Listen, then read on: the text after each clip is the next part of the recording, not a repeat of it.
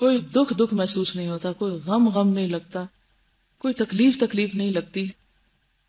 صرف فضلاً کبیرہ کی بات سوچتے ہی دل ٹھنڈک سے بھر جاتا ہے کہ اللہ کا اتنا بڑا احسان ہے کہ اس نے ہمیں محمد صلی اللہ علیہ وسلم کی امت میں سے پیدا کیا. کیا ہوتا اگر آپ کا پیغام ہم تک نہ پہنچتا، ہم آپ سے پہلے آ کے دنیا میں سے چلے جاتے یا ان لوگوں میں پیدا ہو جاتے کہ جہاں یہ میسج اس طریقے سے نہیں پہنچا جس طرح ہم تک پہنچا ہے.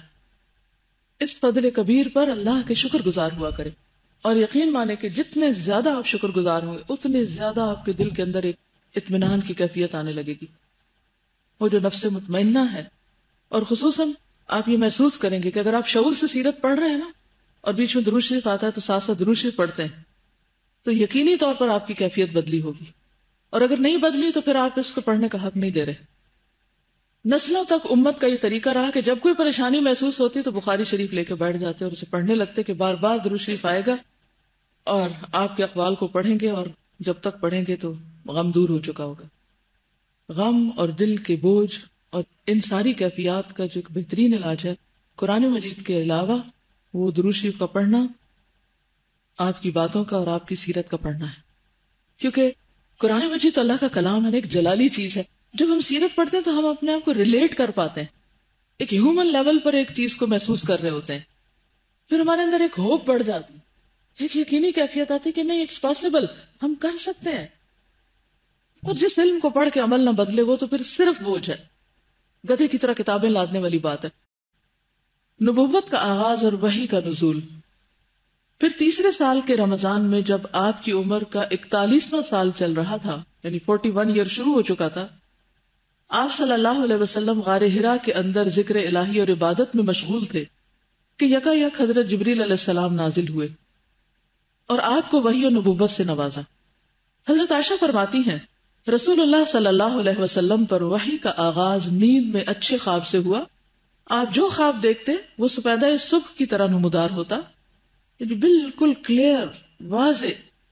پھر آپ کو تنہائی پسند آنے لگی، چنانچہ آپ غار حرا میں خلوت اختیار فرماتے اور کئی کئی رات گھر آئے بغیر عبادت کرتے، اور اس عرصے کے لیے توشہ بھی لے جاتے، یعنی کھانے پینے کا سامان. پھر حضرت خدیجہ رضی اللہ تعالی عنہا کے پاس واپس آتے اور اسی جیسی مدت کے لیے پھر توشہ لے جاتے، یہاں تک کہ آپ غار حرا ہی میں تھے کہ آپ کے پاس حق آ گیا، یعنی آپ کے پاس فرشتہ آیا اور کہا اقرأ، پڑھو. آپ نے فرمایا ما انا بقارئ، میں پڑھنا نہیں جانتا. آپ فرماتے ہیں فأخذنی فغطنی حتی بلغ منی الجہد ثم ارسلنی فقال اقرأ. اس پر اس نے مجھے پکڑ لیا اور زور سے دبوچا، اس زور سے کہ مجھے چور کر ڈالا، تھکا ڈالا، پھر چھوڑ کر کہا اقرأ، پڑھو. میں نے کہا ما انا بقارئ، میں پڑھنا نہیں جانتا. فأخذنی فغطنی حتی بلغ منی الجہد ثم ارسلنی فقال اقرأ. اس نے دوبارہ پکڑ کر دبوچا اور چور کر ڈالا، پھر چھوڑ کر کہا اقرأ، پڑھو. فقلت ما انا بقارئ، میں نے کہا میں پڑھا ہوا نہیں ہوں. فأخذنی فغطنی الثالثة ثم ارسلنی فقال اقرأ باسم ربک الذی خلق خلق الانسان من علق اقرأ وربک الاکرم الذی علم بالقلم علم الانسان ما لم یعلم. اگرچہ آپ کے اوپر وہ مخصوص کیفیات تو طاری ہو رہی تھی اور آپ کے اندر غیر معمولی قسم کی چینجز بھی آ رہی تھی، لیکن آپ ان کو کچھ فگر آؤٹ نہیں کر پا رہے تھے کہ کیا ہو رہا ہے. حضرت خدیجہ سمجھ نہیں تھی اور وہ پورا تعاون کر رہی تھی. دنوں کے لیے شوہر کو بھیج دینا بغیر کسی شکوے کے، بغیر کسی شکایت کے، اور ہر طرح سے سپورٹ کرنا، یہ بہت بڑی کوالٹی.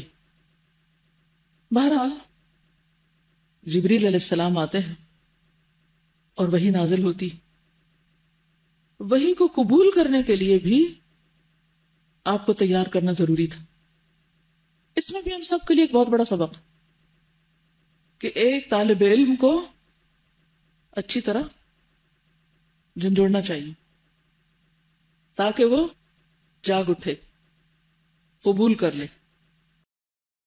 ہم نے قرآن کو عزت والی رات میں اتارا.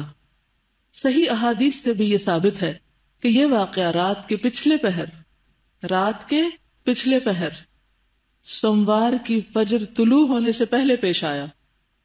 چونکہ لیلۃ القدر رمضان کی آخری 10 راتوں میں سے کسی طاق رات میں ہوا کرتی ہے، اور اس سال سوموار 21 رمضان کو لیلۃ القدر تھی، اس لیے اس سے یہ نتیجہ نکلتا ہے کہ آپ صلی اللہ علیہ وسلم کی نبوت آپ کی پیدائش کے 41ویں سال 21 یعنی 21 رمضان سوموار کی رات شروع ہوئی.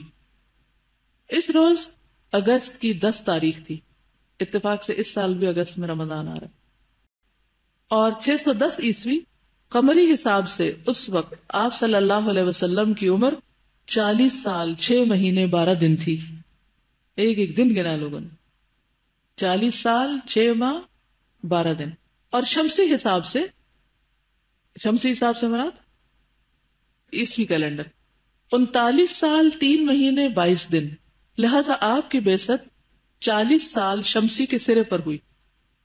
یعنی لونر کیلنڈر کے حساب سے تو آپ 40 سے اوپر کے ہو چکے تھے، لیکن شمسی کیلنڈر کے اعتبار سے ابھی نہیں.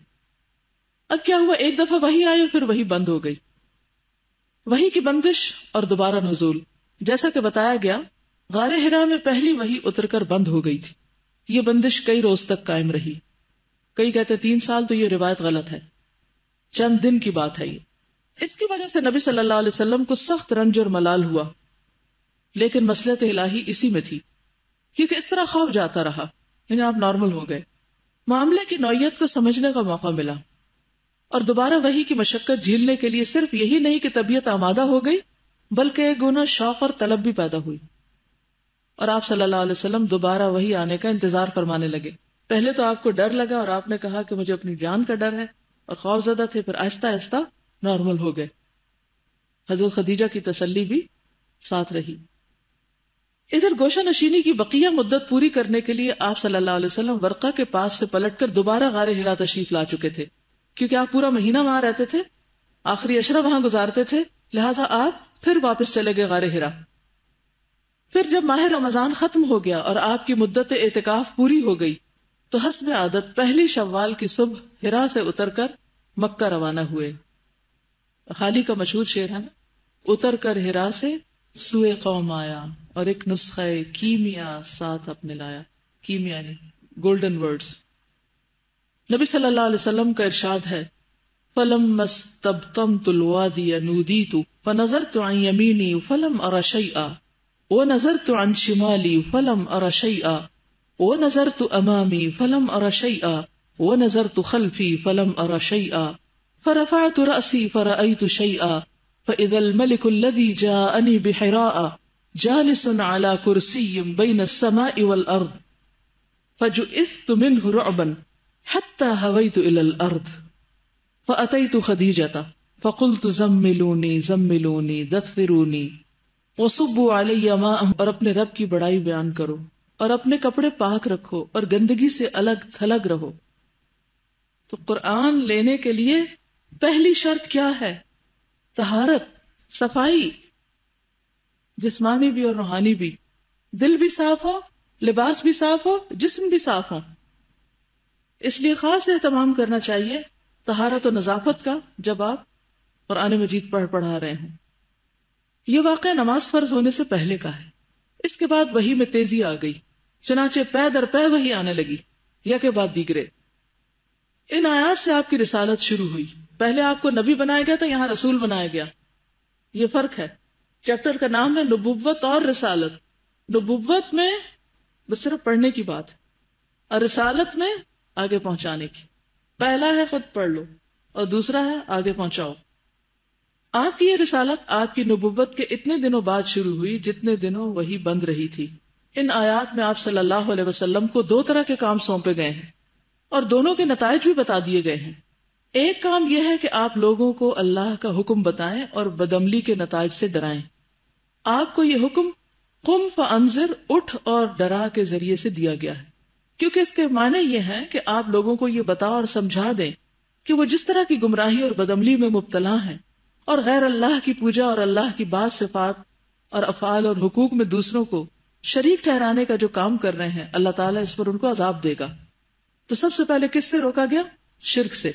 دوسرا کام یہ ہے کہ آپ خود اپنے اوپر اللہ کے احکام لاگو کریں تاکہ آپ کو اللہ کی خوشنودی بھی حاصل ہو اور آپ دوسروں کے لیے نمونہ بھی ٹھہرے. یہ حکم بقیہ آیات میں دیا گیا ہے. چنانچہ وَرَبَّكَ فَكَبِّرْ کا مطلب یہ ہے کہ آپ بڑائی اور کبریائی کے لیے اللہ ہی کو خاص کر لیں، اس میں کسی اور کو اس کے ساتھ شریک نہ کریں. اور وَثِيَابَكَ فَطَهِّرْ کے بظاہر معنی یہ ہیں کہ کپڑے اور جسم پاک رکھے، کیونکہ اللہ کے سامنے نجاست اور گندگی کے ساتھ کھڑے ہونا ٹھیک نہیں. مگر محققین کے نزدیک اس کے معنی یہ ہے کہ اپنی روح کو پاک اور منزہ رکھیں. اور وَالرُّجْزَ فَاهْجُرْ کا معنی یہ ہے کہ اللہ کی ناراضگی اور عذاب کے اسباب سے اور قوم کی بدعمالیوں، گندگیوں اور آلودگیوں سے الگ ہو جائیں. اور وَلَا تَمْنُن تَسْتَكْثِرْ زیادہ چاہنے کے لیے احسان نہ کر کا مطلب یہ ہے کہ اس دنیا میں احسان کے بدلے کی خواہش اور امید نہ رکھیں، بلکہ یہ سمجھ لے کہ یہ مشکلات اور آزمائشوں کا راستہ ہے.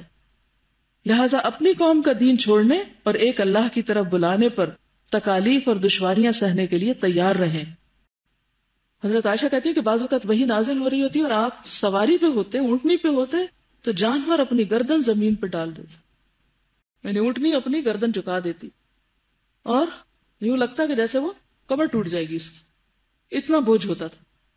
حضرت اسما کہتی ہے کہ جس وقت نبی صلی اللہ علیہ وسلم پر سورۃ المائدہ مکمل نازل ہوئی تو ان کی اونٹنی کی لگام میں نے پکڑی ہوئی تھی، اور وہی کے بوجھ سے ایسا معلوم ہوتا تھا کہ اونٹنی کا بازو ٹوٹ جائے گا، یعنی چرچرا رہی تھی ایک طرح سے. پھر اسی طرح یہ تھا آپ کو فکر ہوتی تھی کہ کہیں میں بھول نہ جاؤں، تو آپ جلدی جلدی اس کو پیچھے دہرانے لگتے، جس کا ذکر سورۃ القیامہ میں آتا ہے. اللہ تعالیٰ نے فرمایا کہ لا تحرک بہ لسانک لتعجل بہ، آپ تیز تیز اس کو مت دہرائیں. ان علینا جمعہ وقرآنہ فاذا قرأناہ فاتبع قرآنہ، یعنی کہ سورت نازل ہو رہی ہے، بیچ میں آپ کی کیفیت دیکھ کے سبق روک کے پہلے کہا نہیں ایسے نہیں پڑھنا، پھر اس کے بعد آگے. ان سب چیزوں میں ہمارے لیے سیکھنے کی باتیں. نبی صلی اللہ علیہ وسلم پر جب وحی نازل ہو چکتی تو آپ کو سخت تکلیف ہوتی اور چہرے پر آثار نظر آ رہے ہوتے تھے. جب کیفیت دور ہوتی تو فرماتے مجھ سے یہ بات حاصل کر لو، مجھ سے یہ بات حاصل کر لو، یعنی سیکھ لو، فوراً سیکھ لو. گویا سیکھتے ہی آگے دینے کی فکر کہ کیفیت بس دور ہوئی، کہا کہ بس لے لو مجھ سے. اس کا انتظار نہیں کہ اچھا میں ذرا اس کو 4-5 دفعہ اور دوہرا لوں اور پکا کر لوں، پھر وہ ہوگی کوئی نماز کے بعد کا وقت ہوگا پھر بلاؤں گا لوگوں کو. نہیں، فوراً امانت ادا کرتے، فوراً پہنچاتے. حضرت ابو ہریرہ کہتے ہیں کہ جب آپ پر وحی نازل ہوتی تھی تو کوئی بھی صحابہ میں سے آپ کی طرف نظر اٹھا کے نہ دیکھتا تھا یہاں تک کہ وحی ختم ہو جاتی، یعنی سب ادب و احترام میں نظریں جھکا لیتے تھے.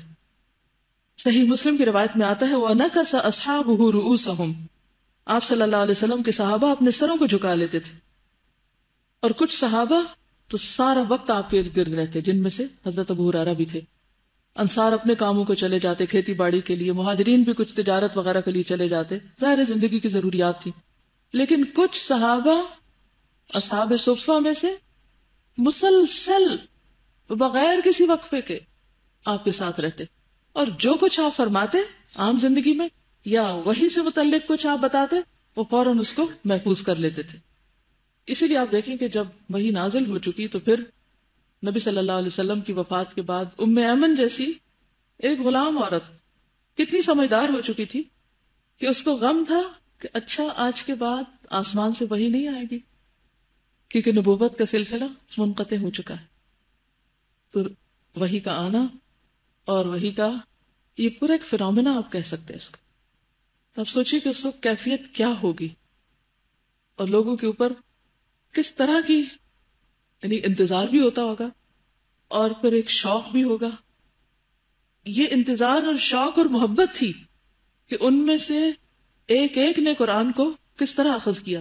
صرف ایک جنگ میں 600 حفاظ شہید ہوئے. یعنی لگتا ہے کہ جیسے ایک بہار آ گئی کہ ہر دوسرا شخص اس کو اپنے سینے میں محفوظ کر رہا ہے.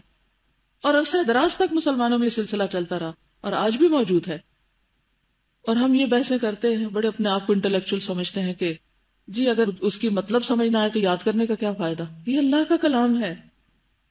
یہ تو ایسے ہی ہے جیسے کہ یہ اس ایپل کی مجھے پوری نیوٹریشن ویلیو مجھے نہیں پتا، تو جب پتا نہ ہو تو پھر کھانے کا کیا فائدہ. اور تو کسی چیز کے بارے میں آپ نہیں کہتے کہ میں جب تک پورا نہ جانوں اس کو تو میں استعمال ہی نہیں کروں گا. نہیں، آپ اپنی ضرورت کے تحت لیتے رہتے ہیں چاہے اس کا فائدہ ہو یا نقصان. تو قرآن ہی کے معاملے میں ہم حجت بازیاں کیوں کرتے ہیں؟ صرف ایک بات ہی کافی ہے کہ یہ اللہ کا کلام ہے، جبریل امین کے ذریعے آیا ہے، رسول اللہ صلی اللہ علیہ وسلم کے قلب مبارک پر آیا ہے، لوگوں کو خبردار کرنے کے لیے آیا ہے تاکہ وہ اس آگ سے بچ سکے۔ تو بہرحال چونکہ وحی کی کیفیت ایک شدید کیفیت تھی، آپ کے اوپر ایک بوجھ تھا، ان آیات کو لے کر رسول اللہ صلی اللہ علیہ وسلم واپس ہوئے، آپ کا دل کانپ رہا تھا۔ حضرت خدیجہ کے پاس پہنچ کر فرمایا زملونی زملونی، مجھے چادر اڑا دو، مجھے چادر اڑا دو۔ انہوں نے چادر اڑا دی، یہاں تک کہ دہشت جاتی رہی، یعنی کچھ دیر کے لیے بعض روایات میں آتا ہے کہ جیسے آپ سو سے گئے، خاموش ہو گئے، کام ڈاؤن ہو گئے۔ پھر حضرت خدیجہ رضی اللہ تعالی عنہا کو واقعہ سنا کر فرمایا لقد خشیت علی نفسی، مجھے اپنی جان کا ڈر لگتا ہے۔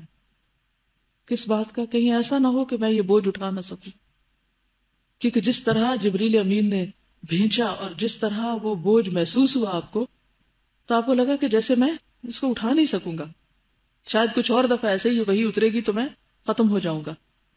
انہوں نے کہا کلا واللہ ما یخزیک اللہ ابدا انک لتصل الرحم وتحمل الکل وتکسب المعدوم وتقری الضیف وتعین علی نوائب الحق۔ اللہ کی قسم ایسا ہرگز نہیں ہو سکتا، اللہ آپ کو کبھی رسوا نہ کرے گا۔ کیوں؟ اس لیے کہ آپ صلہ رحمی کرتے ہیں، رشتہ داریوں کو جوڑتے ہیں، بے سہاروں کا بوجھ اٹھاتے ہیں، تنگ دست لوگوں کی مدد کرتے ہیں، مہمان کی میزبانی کرتے ہیں، اور حق کے سلسلے میں پیش آنے والے مصائب میں مدد فرماتے ہیں۔